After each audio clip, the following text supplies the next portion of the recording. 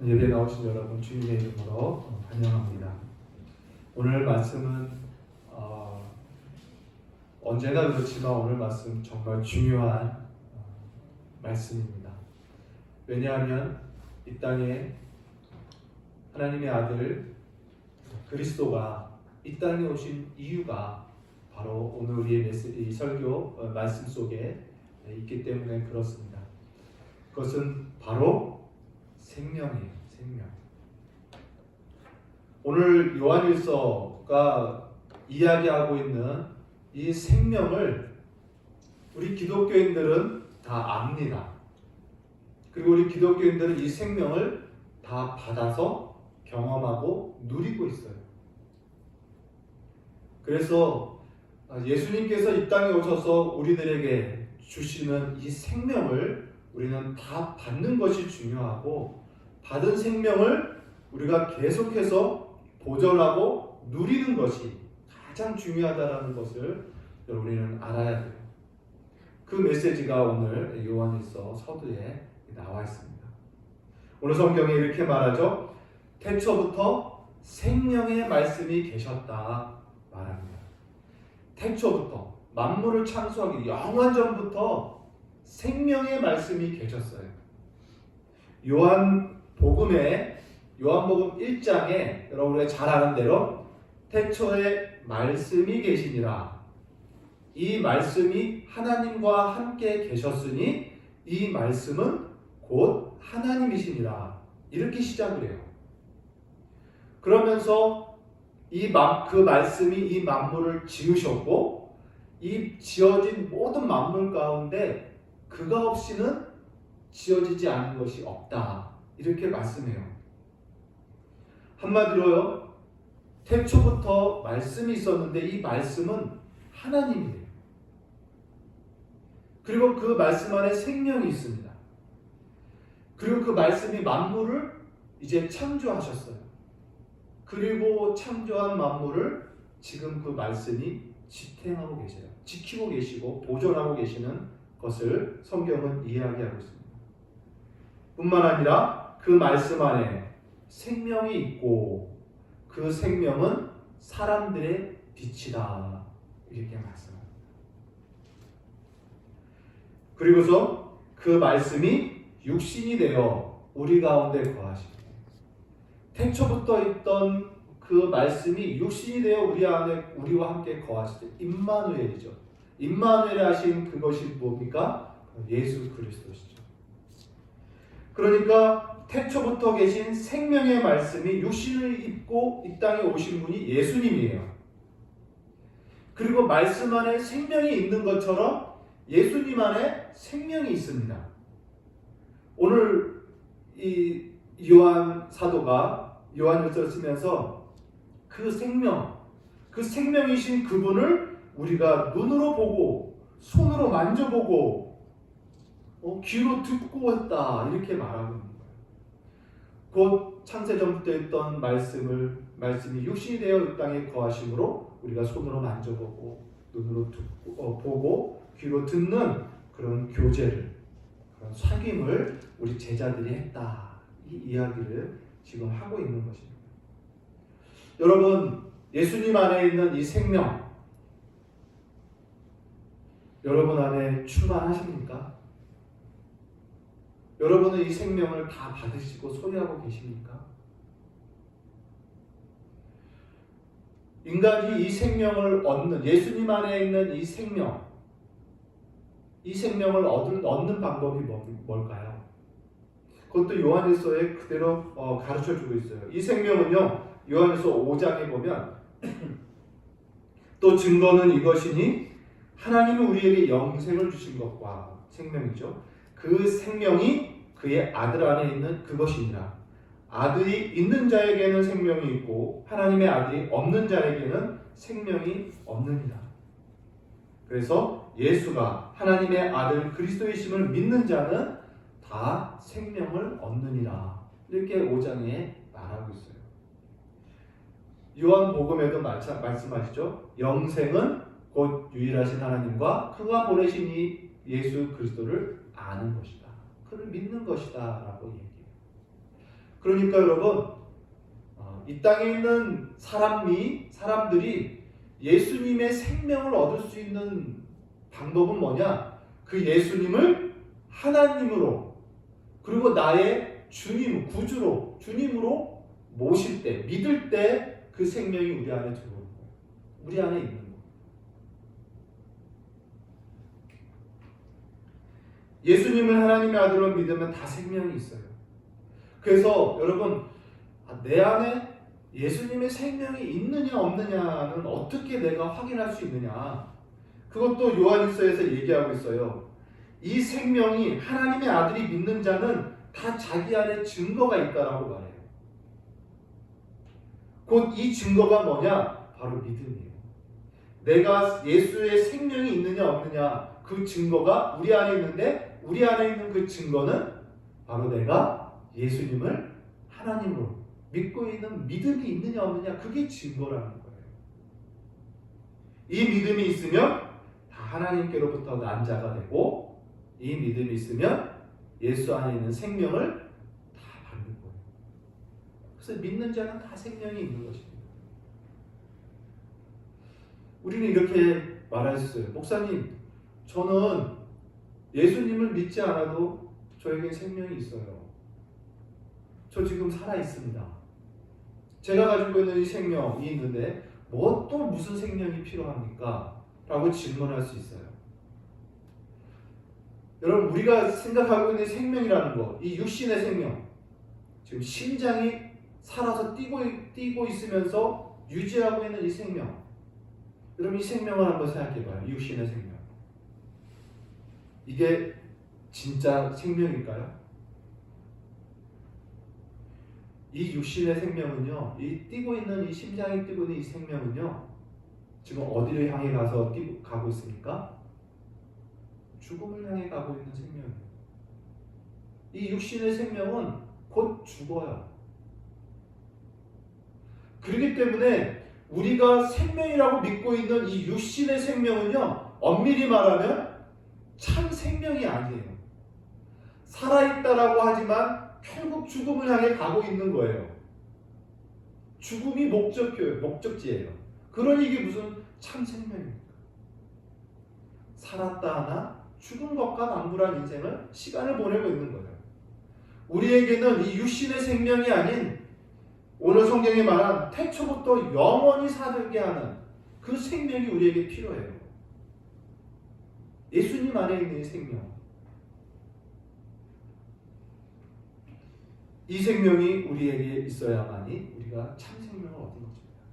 그래서 여러분, 성경이 말하고 있는 이 생명은요, 이 육신의 생명이 아닌 이제 육신의 생명이 끝나고 나서, 이 육체가 죽고 나서 이후에 있을 생과 죽음의 순간에 결정되는 생명이 우리에게 있어요.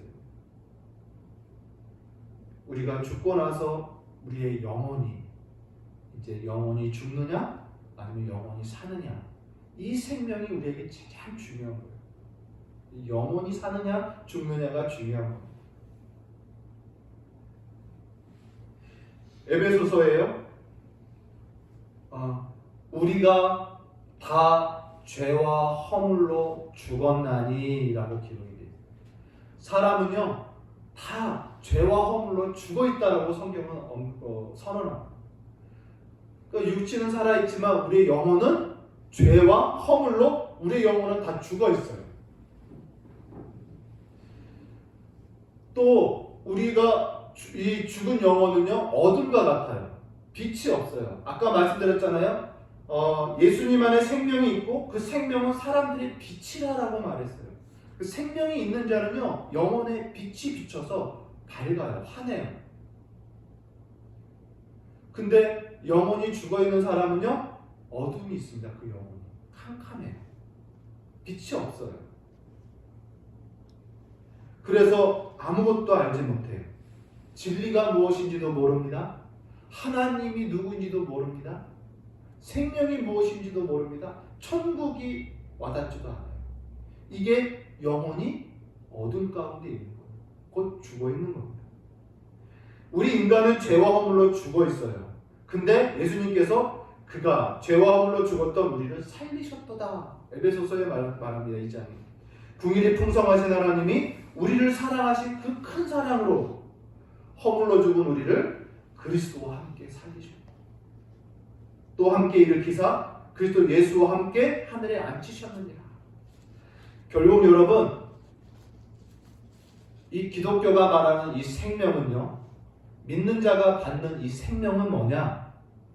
죄와 허물로 죽은 영혼이 다시 살아나는 거예요. 근데 그 죄와 허물로 죽은 영혼이 다시 살아나는 방법은 죄와 허물이 사함받는 거예요. 죄와 허물이 용서됨으로 죄와 허물로 죽은 영혼이 살아나는 거예요. 그러니까 결국 여러분, 생명이란 무엇이냐? 우리의 영혼이 죄와 허물이 용서받는 게 생명이에요. 우리의 영혼이 죄에서 용서받음으로 우리는 생명을 누리는 것입니다. 그 생명을 얻음으로 생명이신 하나님, 삼위일체 하나님과 서로 사귐이, 생명이신 하나님과 사귐을 누리면서 사는 것이 신앙생활인 거예요. 여러분이 기독교의 이 생명 정말 우리 충만하십니까? 라는 질문을 우리는 해야 됩니다. 태초부터 있었던 이 생명, 예수님이 우리에게 주시고자 이 땅에 임하신 그 생명, 여러분 안에 충만하십니까? 만물을 영원토록 살게 하는 그 생명, 여러분 안에 계셔요? 충만하세요? 여러분, 이 생명이 없으면요, 이 생명을 모르면요, 그 사람은 그리스도인이 아닙니다. 나는 이 생명이 없습니다. 받지 못했습니다. 얻지 못했습니다. 참 그리스도인이 아닙니다. 왜냐하면요, 이 생명은 피상적인 것이 아닙니다. 정말 생명이라는 단어답게 생명은 실제입니다. 실제. 우리가 천국, 기독교의 천국을 이야기할 때 천국을 상당히 그 환상의 나라로 생각해요. 피상적으로, 비현실적인 상상의 나라라고 생각해요. 근데 여러분, 천국은요, 이 세상보다 더 실제입니다. 마찬가지로요, 우리가 믿음으로 우리가 얻는 이 생명, 놀라운 실제예요. 분명한 실제입니다. 이 생명을 우리는 분명하게 알아야 되고 받아야 되고 이것을 누려야 돼요. 그렇지 않으면 우리는 살았으나 죽은 자 같이 살고 있는 것과 방문합니다.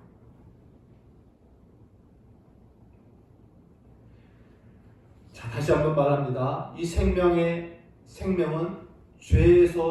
죄로 말미암아 죽은 영혼이 살아나는 거예요. 그러므로 생명을 얻는 것은 우리의 죄, 우리 영혼을 죽이고 있는 이 죄가 사함받은 것, 우리 영혼이 살아나는 것. 그래서 우리가 로마서 잘 알고 있죠? 생명의 성령의 법이, 생명의 영이신 성령이 죄와 사망의 법에서 우리를 해방시키셨다라고 말해요. 결국 죄에서 우리를 해방시킴으로 우리에게 생명이 들어오는 거예요. 그러니 생명과 반대되는 건 뭡니까? 죄에 지배받는 것. 죄에게 종노릇하고 있는 게 생명의 반대입니다. 또 생명은 빛이라 말했기 때문에 우리의 영혼이 어둠에 있으면 그게 생명의 반대인 거예요. 여러분, 오늘 요한일서에서 생명이 있는 것에 대한 확실한 증거를 분명히 말했습니다. 5장에. 바로 우리의 믿음이에요. 내가 예수를 믿는 믿음이 내 안에 있으면 내가 생명을 가졌다라는 확실한 증거가 우리 안에 있다라고 분명히 요한 사도는 우리에게 확정해주고 있어요. 그런데 이 믿음이 있는 우리가, 믿음으로 생명을 얻은 우리가 과연 이 생명이 풍성하냐는 거예요. 이 생명 안에서 풍성히 생명이신 하나님과 사귐을 누리고 있냐라는 거예요. 생생한 사귐을 교제를 하고 있냐는 거죠. 우리가 믿음으로 생명을 얻었음에도 불구하고 우리의 생명이 죽은 것과 같아요. 우리의 이 생명의 밝은 빛이 어두워가고 있어요. 사그러져 들어가고 있어요. 이유가 뭘까요? 다시 죄가 우리의 왕노릇하게 되기 때문에, 다시 죄가 우리의 왕노릇을 하면 우리가 얻은 죄에서 사함받아 얻은 생명이 점점 죽는 것과 같이 돼요.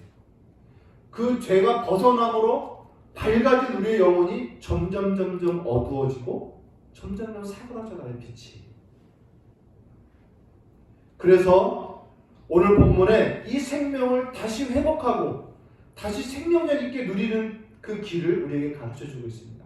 오늘 본문에 6절과 7절에 보면 만일 우리가 하나님과 사귐이 있다 하고 어둠에 행하면 거짓말하고 진리를 행치 아니하니거니와 그가 빛 가운데 계신 것 같이 우리가 빛 가운데 행하면 우리가 서로 사귐이 있고 그 아들 예수의 피가 우리를 모든 죄에서 깨끗하게 하실 것이요, 이렇게 말합니다. 여러분, 여기서 우리 그리스도인들이, 저와 여러분이 가지고 있는 생명을 풍성히 다시 회복할 수 있는 길의 첫 번째가 뭐냐? 우리가 어둠에 행하지 않는 거예요. 첫 번째, 어둠에 행하지 않는 거. 어둠에 행한다라는 게 뭡니까? 어둠 속을 걷고 있다라는 뜻인데, 이게 무슨 말입니까? 어둠, 아무도 보이지 않는 은밀한 거죠. 은밀하게 행하는 죄를 계속 거하는 거예요. 하나님을 속이고 사람들의 눈도 속이면서 행하는 그 악한 습관, 악습, 죄된 행실, 이것을 계속 행하는 거예요. 그래서 우리가 이 생명을 다시 회복할 수 있는 길은 뭐냐? 바로 그 어둠의 길을 행치 않는 거예요. 다시 말하면 그 은밀한 죄, 어둠의 행실들을 끊는 겁니다. 그걸 끊음으로 우리가 생명을 다시 회복할 수 있어요. 오늘 요한일서는요, 우리가 읽은 이 요한일서는 이 어둠 가운데, 우리 사람들이, 신자들이 행하는 이 어둠 가운데 우리의 영혼을 가장 어둡게 만드는 죄를 하나 소개합니다. 그 어둠이 뭐냐? 바로 형제를 미워하는 거예요. 요한일서 2장 9절에서 11절을 보면 이렇게 말합니다. 빛 가운데 있다 하면서 그 형제를 미워하는 자는 지금까지 어둠에 있는 자요. 또 그의 형제를 미워하는 자는 어둠에 있고 또 어둠에 행하며 갈 곳을 알지 못하나니 이는 그 어둠이 그의 눈을 멀게 하였습니다. 라고 2장 9절에서 11절에 분명히 말씀합니다. 결국 여러분, 우리의 생명을 죽게 하는, 우리의 생명의 빛을 어둡게 만드는 그 어둠이 뭐냐? 바로 미움이에요. 형제를 미워하는 미움을 갖고 있다면요, 그 사람은요 어둠에 있는 자고 갈 길을 알지 못하는 자고 소경과 같은 자라고 성경은 말해요. 그래서 내 마음에 형제를 향한 미움을 갖고 있다면요, 그 사람은요, 그가 아무리 영적인 지식을 많이 갖고 있어도, 아무리 영적인 말을 많이 하고 있어도요, 그 사람은 어둠에 있는 자예요. 그 사람은 소경이에요, 소경. 아무것도 알지 못해요. 그 영혼이 어두운 상태에 있다는 겁니다. 그러므로 내 영혼의 어둠을 계속 어둡게 만드는 것은 다름 아닌 미움이에요. 이것을 끊어버리는 거예요. 이 어둠의 일을 끊어버림으로 다시 생명을 회복할 수 있어요. 이 미움을, 내 안에 미워하는 마음을 끊어버리는 것입니다. 두 번째로 소개해주고 있는 것은 이제 반대로 빛 가운데 행하는 거예요. 어둠의 일을 끊고 빛 가운데 행하는 것입니다. 그래서 1장 우리가 읽은 대로 본문에 하나님은 빛이시고 1장 5절이죠. 어둠이 조금도 없으시다라고 말해요. 그 어둠이 없는 하나님과 동행하는 거예요. 빛 가운데 행하는 거예요.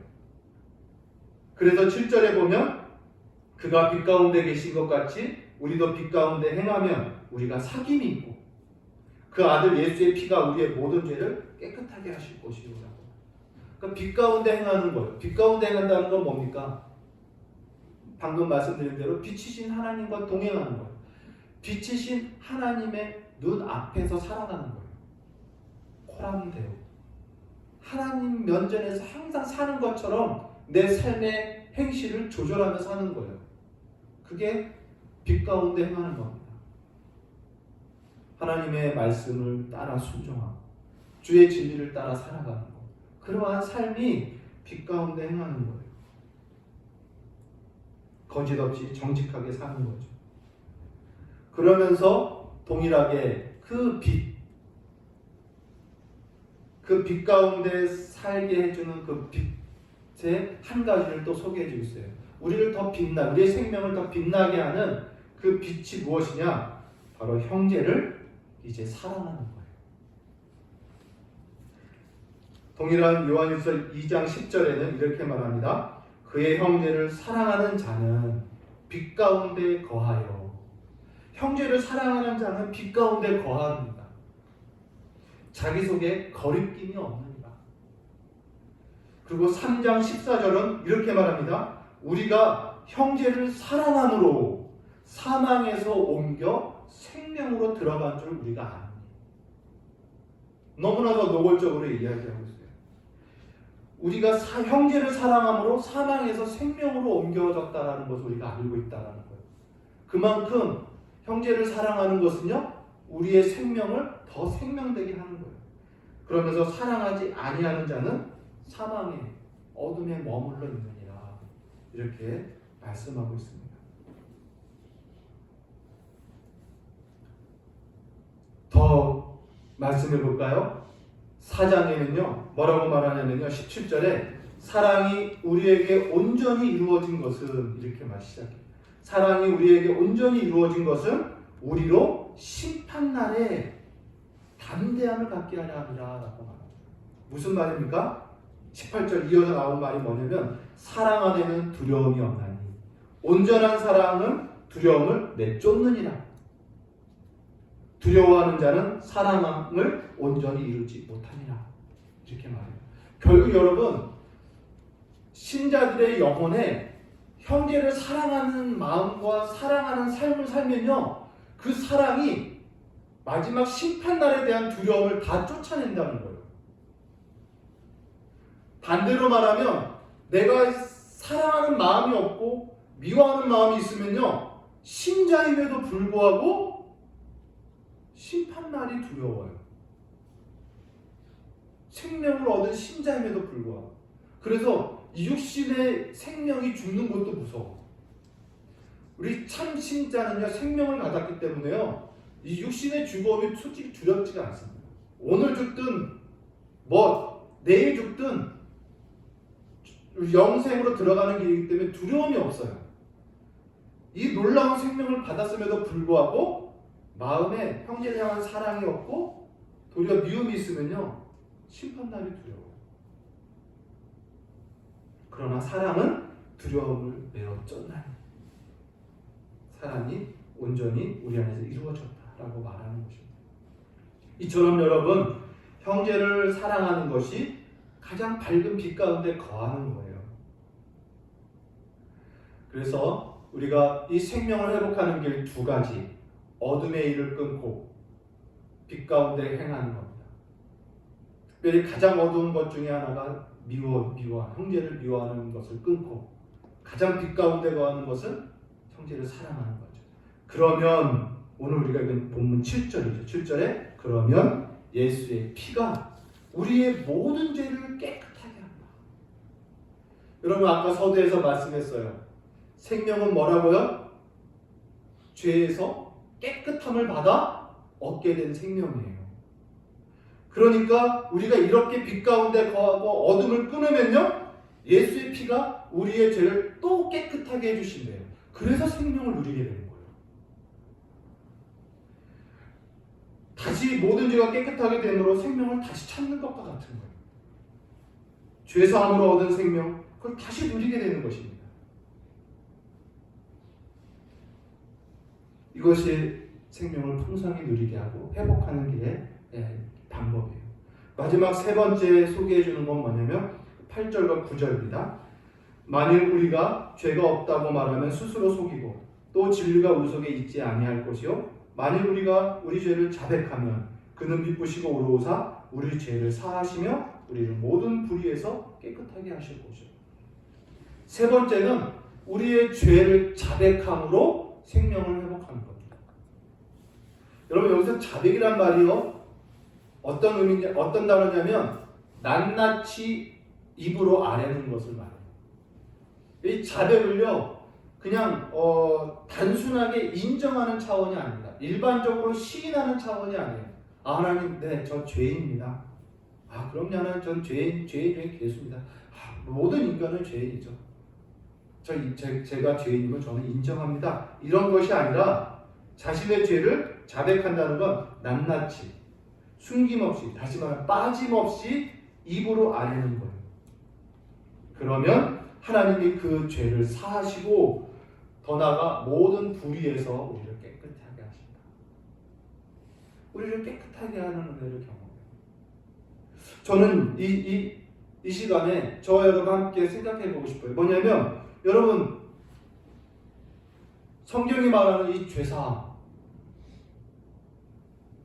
예수의 피로 받은 죄 용서, 죄에서 깨끗하게 되는 거, 여러분 이거 실제로 경험하십니까? 여러분 이 죄사함, 죄 용서, 죄에서 깨끗하게 되는 거, 우리 영혼이 깨끗하게 되는 거, 이것도 여러분 실제예요.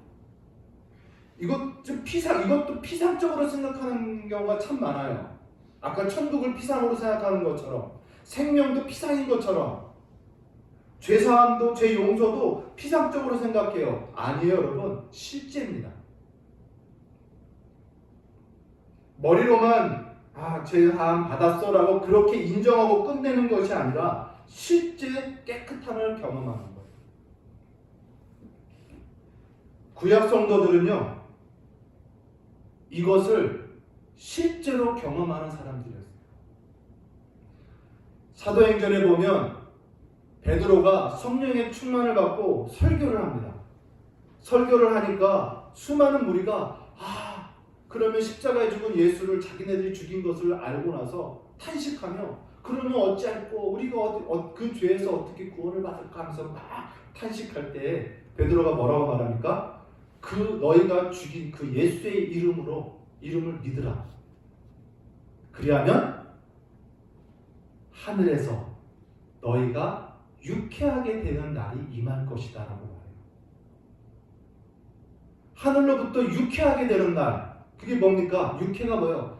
상쾌하게 되는 날인 말이에요.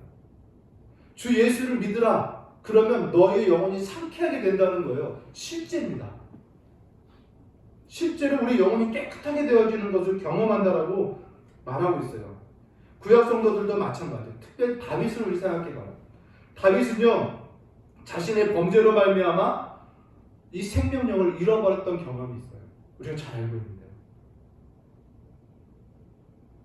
그래서 이 생명력을 다시 회복하기 위해서 그가 시편 51편에 보면 그가 어떻게 자백하고 어떻게 기도하는지가 나와요. 다윗이 간음하는 죄를 범하고 심지어는 그 남편을 살인하는 그 죄를 지음으로 인해서 잃어버린 그 생명력을 다시 회복하기 위해서 그는 단 몇 분 기도하고 끝내지 않았어요.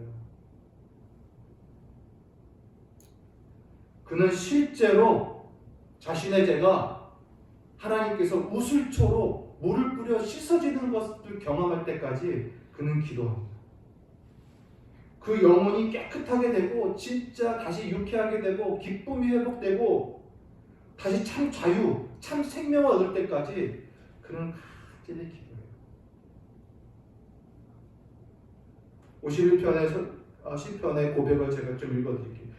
하나님이여 우슬초로 나를 정결케 하소서. 그러면 내가 정하리이다.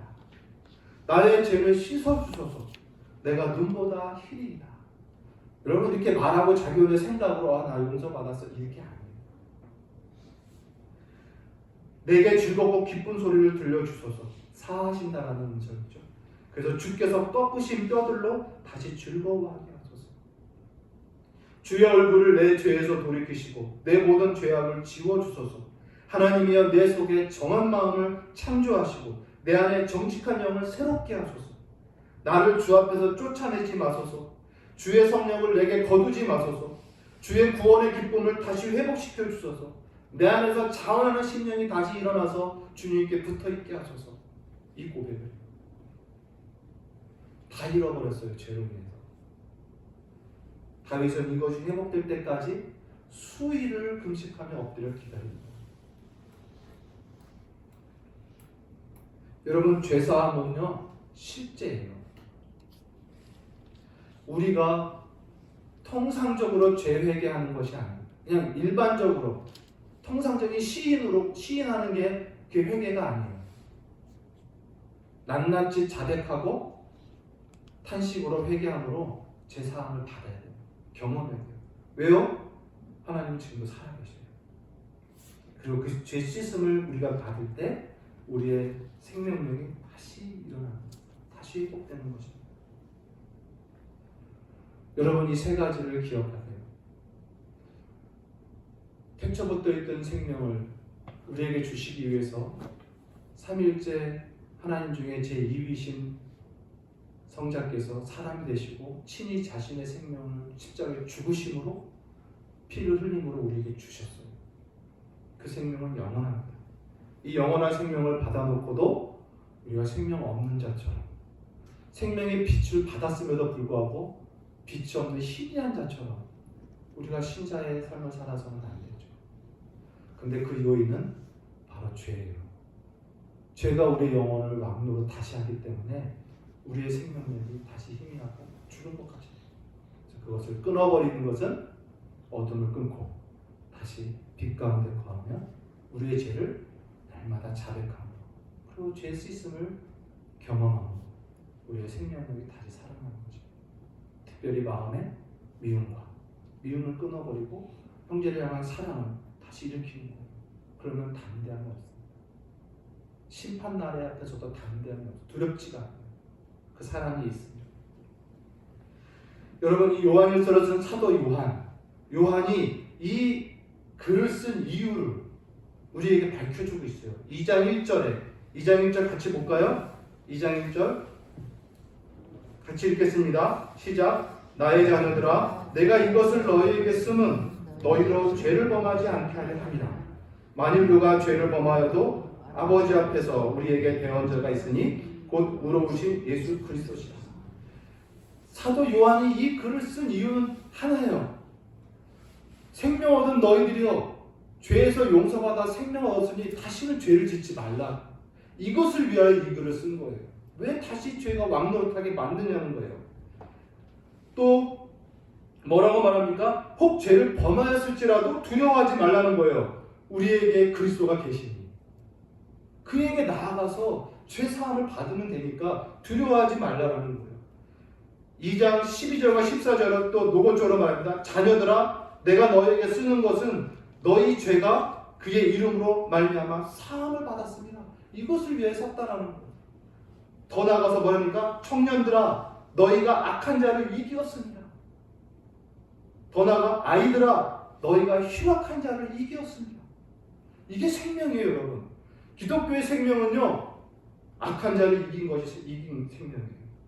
모든 죄에서 사함받은 생명이에요. 흉악한 자를 이긴 것이 신자의 생명이에요.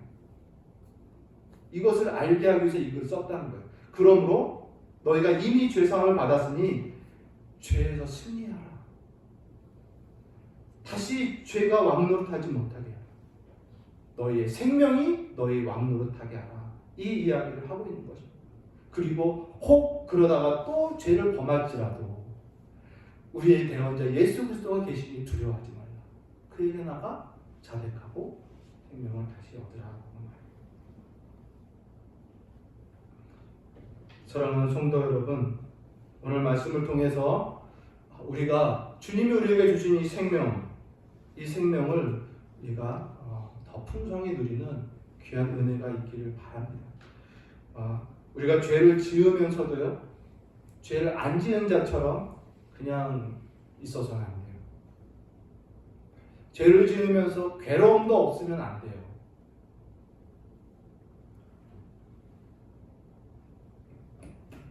죄를 짓는 자마다 불법을 행하나니 죄는 불법이다 라고 말합니다. 그리고요, 더 노골적으로 하나님의 자녀와 마귀의 자녀들이 마지막 드러나는데, 무릇 의를 행하지 아니하는 자와 그의 형제를 사랑하지 아니하는 자는 하나님께 속하지 않은 자라. 그러면서 3장 12절은 가인과 같이, 그러므로 가인과 같이 되지 말라. 그는 악한 자에게 속하여 그 아우를 죽였으니 어떤 이유로 죽였느냐? 자기의 행위는 악하고 그 아우의 행위는 의로움이라. 곧 그 형제를 미워하는 자마다 살인하는 자니 살인하는 자마다 영생이 그 속에 있지 아니하는 것을 너희가 아는 바라. 여러분, 우리가 이제 이 귀하고 귀한 생명을 우리가 받았습니다. 너무 죄 이것을 가볍게 여겨서는 안 돼요. 이 생명이 너무 중요해요. 여러분, 우리 그리스도인은요, 저와 여러분에게 정말 뭐가 소중하냐? 이 생명이 가장 소중한 거예요. 예수님이 우리에게 주신 이 생명이 가장 소중합니다. 내 영혼의 생명, 여러분의 영혼의 각자의 생명을 여러분 소중하게 여기세요. 왜 그 생명을 함부로 취급하십니까? 예수의 피값으로 얻은 생명을 우리가 풍성하게 보존해야죠. 이 생명의 빛을 꺼트리지 마시기 바랍니다. 오늘 말씀을 우리가 다시 한번 기억하면서 이 세 가지를 꼭 기억하십시오. 더 이상 어둠에 다니지 않고, 그리고 빛 가운데 행하는 것입니다. 그리고 혹 죄를 범했을지라 그 죄를 두려움 없이 낱낱이 자백함으로 죄 씻음을 경험함으로 다시 생명을 다시 우리가 누릴 수 있습니다.